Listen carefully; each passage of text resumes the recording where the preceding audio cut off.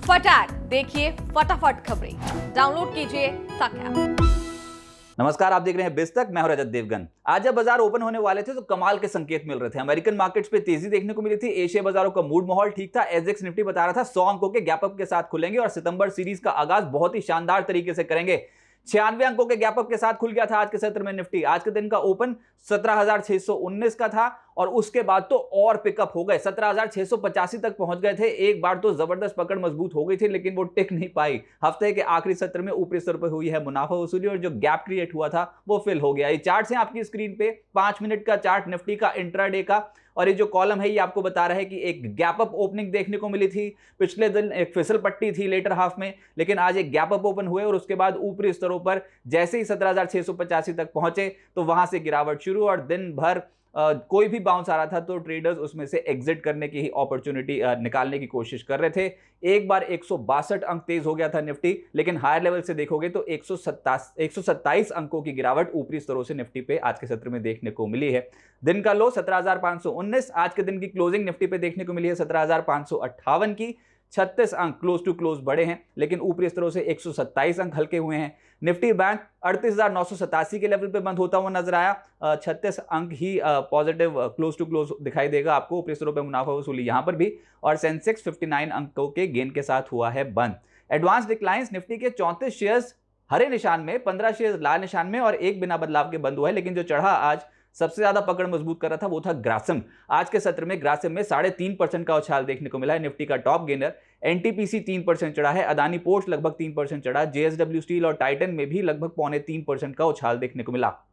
Nifty losers में पहले पायदान पे है आयशर मोटर्स। आज 3.5% का डेंट पड़ गया। पिछले कुछ दिनों में ताबड़तोड़ चला है ये स्टॉक, लेकिन ऊपरी स्तरों पर आज ही मुनाफा वसूली। और इसके अलावा इंडसइंड बैंक, भारती एयरटेल, एशियन पेंट्स और एचडीएफसी जैसे स्टॉक्स आज के सत्र में थोड़ा हल्के हो गए। 0.25% से 1.5% की गिरावट यहां पर।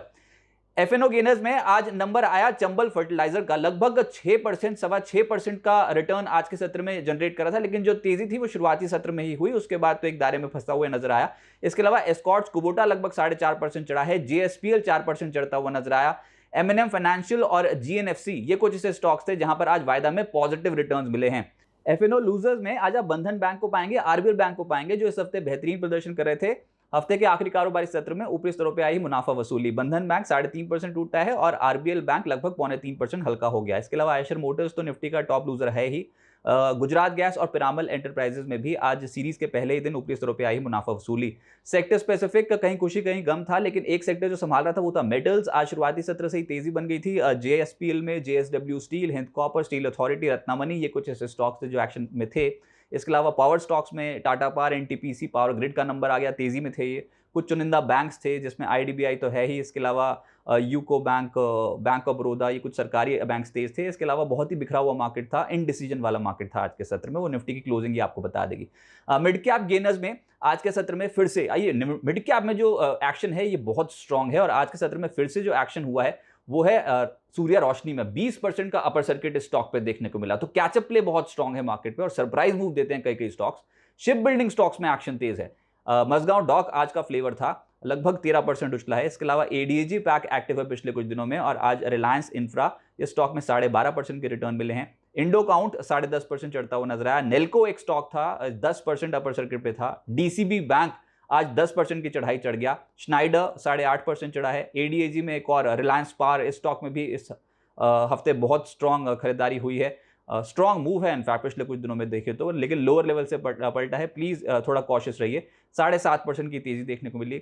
न्यू इंडिया एश्योरेंस 7.5% उछला है। एस्ट्रा माइक्रो 7% उछला। आईडीबीआई और जस्ट डायल ये कुछ ऐसे स्टॉक्स थे जो 6% से 6.5% तेज होते हुए नजर आए। कमाल हुआ है आज जो नई लिस्टिंग हुई है उसमें सिरमा एसजीएस टेक्नोलॉजीज की लिस्टिंग कमाल की थी और बम्पर लिस्टिंग, एक्सपेक्टेशन से ज्यादा डिलीवर कर दिया।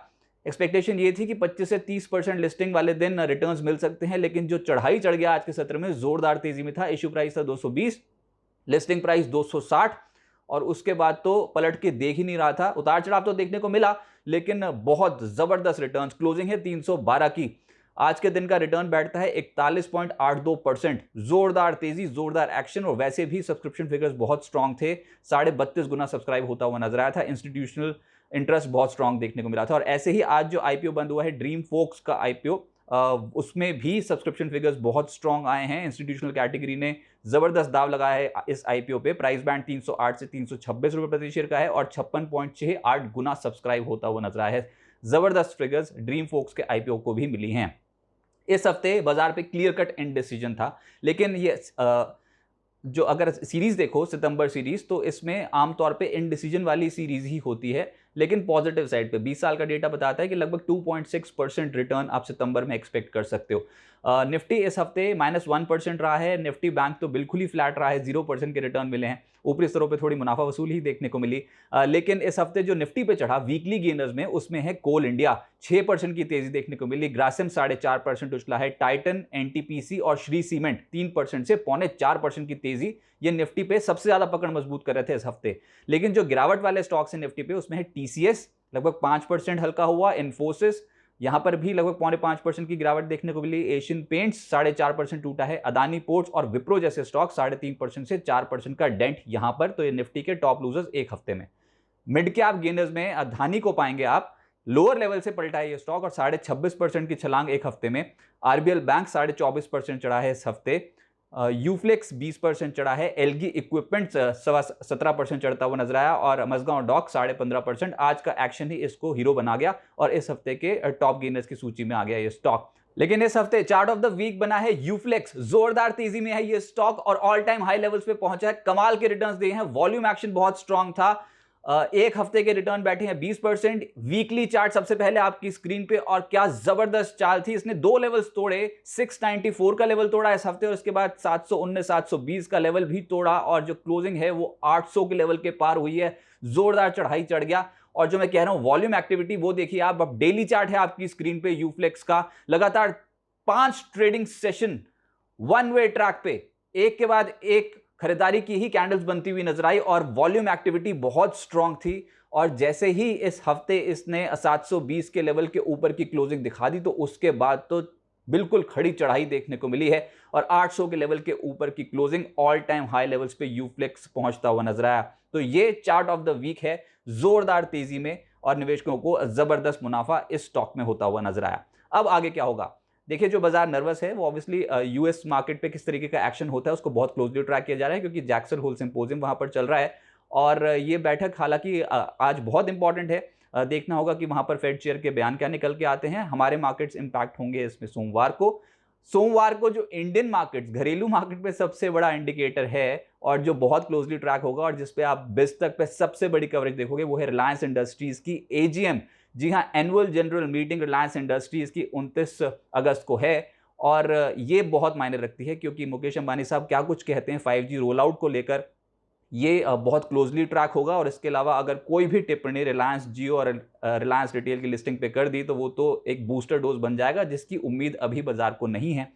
लेकिन हाँ, 5G रोल आउट को लेकर जो भी कमेंट्स होंगे वो बहुत क्लोजली ट्रैक किए जाएंगे। इसके अलावा 31 अगस्त को Q1 जीडीपी के आंकड़े इंडिया में आने हैं, वो इंपॉर्टेंट इवेंट है। और साथ साथ अगले हफ्ते हम ऑटो बिक्री आंकड़े जो होंगे अगस्त के, उनको भी बहुत क्लोजली ट्रैक करेंगे। सितंबर सीरीज जैसे मैंने बताया आमतौर पे मिलीजुली रहती है, इंडिसीजन वाली रहती है, लेकिन पिछले 20 साल का डेटा बताता है कि एक्सपेक्टेशन पॉजिटिव साइड पे ही रखें आप। लोअर लेवल से खरीदारी होने के चांसेस ज्यादा हैं अगर एफआईएस का सपोर्ट मिल गया तो। लेकिन 2.6% औसत रिटर्न पिछले 20 साल का डेटा बता रहा है कि यहाँ पर देखने को मिलते हैं सितंबर महीने में। लेकिन सितंबर सीरीज की शुरुआत में हो सकता है कि कंसोलिडेशन देखने को मिले, और जैसे हम बार बार कह रहे हैं कि बहुत क्लोजली जो वॉच हो रहे हैं वो 17,300 17,330 के लेवल्स हैं, क्योंकि इस हफ्ते का लो वहीं पर जाके टकराया और एकदम से बाउंस देखने को मिला है। तो देखते हैं कि अब बुल्स इन लेवल्स को बचा पाते हैं कि नहीं। और इस समय तो बुल्स और बीयर्स के बीच में तगड़ी टक्कर है ही। 17,300 के लेवल को डिफेंड करने की कोशिश कर रहे हैं बुल्स, और हायर साइड पे बियर्स ने अपनी ग्रिप बहुत मजबूत कर रखी है। कॉल राइटिंग बड़ी हैवी देखने को मिल रही है हायर साइड पे 17,700। उसके बाद 18,000 का लेवल तो बहुत ही स्टिफ रेजिस्टेंस है। तो आप रेजिस्टेंस लेवल्स मान के चलिए, इस समय बाजार के पास जो इमीडिएट हैं वो 17,750 से लेकर 17,800 के हैं। और बाजार में ये बुल्स और बियर्स का जो तनाव है, जो टक्कर है, ये हो सकता है कुछ समय और जारी रहे, क्योंकि हम बहुत इंपॉर्टेंट मैक्रो डेटा को हम ट्रैक करेंगे अगले हफ्ते, जो कि है जीडीपी आंकड़े और साथ ही साथ रिलायंस इंडस्ट्रीज की एजीएम, जिसका सबसे बड़ा कवरेज आप बिस्तक पे देख पाएंगे।